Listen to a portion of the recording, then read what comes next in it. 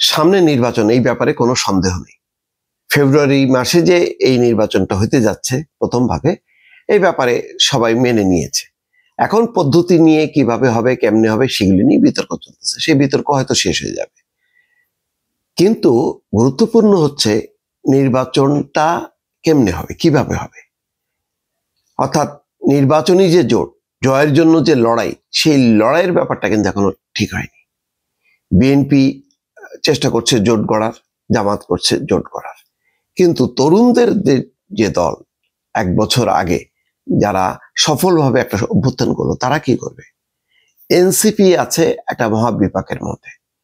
তারা না যেতে পারছে বিএনপিতে, না যেতে পারছে জামাতে, অথচ দুইটা বড় দলের যে কোনো একটা দলকে তাদেরকে বেছে নিতে হবে তাদের অস্তিত্ব টিকিয়ে রাখতে। আবার আসলে কি তাদের অস্তিত্ব টিকে থাকবে এই দুটি কোনো একটা দলের সঙ্গে যদি তারা জোটবদ্ধ হয়? তা নিয়েও কিন্তু তারা শঙ্কার মধ্যে আছে। যেমন তারা মনে করছে যে বিএনপির সঙ্গে যদি জোট বাঁধে তাহলে মোটামুটি তাদের যে একটা মধ্যপন্থা চরিত্র আছে এটা ঠিক থাকবে। কিন্তু সমস্যা হলো বিএনপির প্রার্থী তো এক না একাধিক।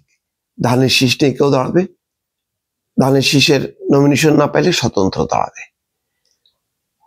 সেখানে যদি এনসিপির জন্য ছাড়ও দেয়া হয় তাহলে দেখা যাবে যে সেখানে জিতে আসা কঠিন হবে এনসিপির ওই প্রার্থীর পক্ষে।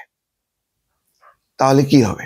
আবার নির্বাচন কমিশন বলছে যার যার দলীয় প্রতীক নিয়ে নির্বাচন করতে হবে। তাহলে অবস্থাটা কি দাঁড়াবে? এ নিয়ে একটা রিপোর্ট আজকে করেছে প্রথম আলো। বিএনপি জামাতের সঙ্গে জোটে লাভ ক্ষতি নিয়ে আলোচনা। আবার দেখেন, জামাতের সঙ্গে জোট বা সমঝোতায় গেলে এনসিপির গায়ে একটি নির্দিষ্ট মতাদর্শের ট্যাগ লাগবে, অর্থাৎ জামাত এনসিপি, এই যে ট্যাগটা, এটাও তারা চায় না। তো যেহেতু তারা বলেছে যে তারা মধ্যপন্থী দল, তারা কোনো উগ্রবাদী মতাদর্শের লোক না, তো জামাত যেহেতু একটা ধর্মীয় দল, সুতরাং ওই ধর্মীয় দলের কোনো ট্যাগ তারা লাগাতে চায় না। এই নিয়ে তাদের দলের মধ্যেই নানা বিভক্তি।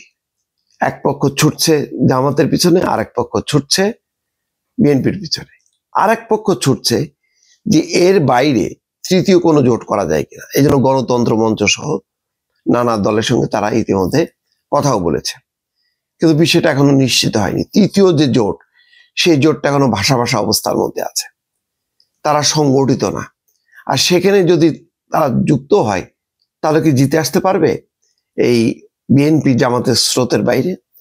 এই নিয়ে তারা আলাপ আলোচনা করছে এবং এখনো পর্যন্ত তার কিন্তু সুরাহা হয়নি। ইতিমধ্যে কিন্তু তাদের নানা রকম হতাশা বের হয়ে আসছে, যে কারণে তারা বলছে যে উপদেষ্টারা কথা রাখেনি, তারা সেফ এক্সিট চাচ্ছে কেউ কেউ, এই জন্য বিভিন্ন দলের সঙ্গে তারা লিয়াজও করছে, তারা আখের গোছাচ্ছে, এই সমস্ত কথাবার্তা উপদেষ্টারাও এখন উত্তর দিতে শুরু করেছে। এইগুলো সবই হচ্ছে হতাশার বহিঃপ্রকাশ।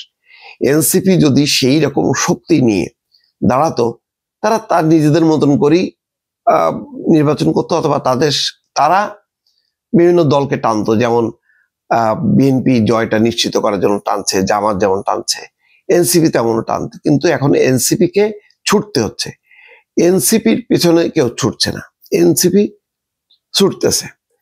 এটাই হচ্ছে ইতিমধ্যে 1 বছর পার হইতে না হইতেই দলের দুর্বলতা ফুটে উঠছে। একটা তারা করতে পারে, প্রতীক হিসেবে একটা আসনে নির্বাচন করতে পারে, যেহেতু দলের অবস্থা তারা জানে।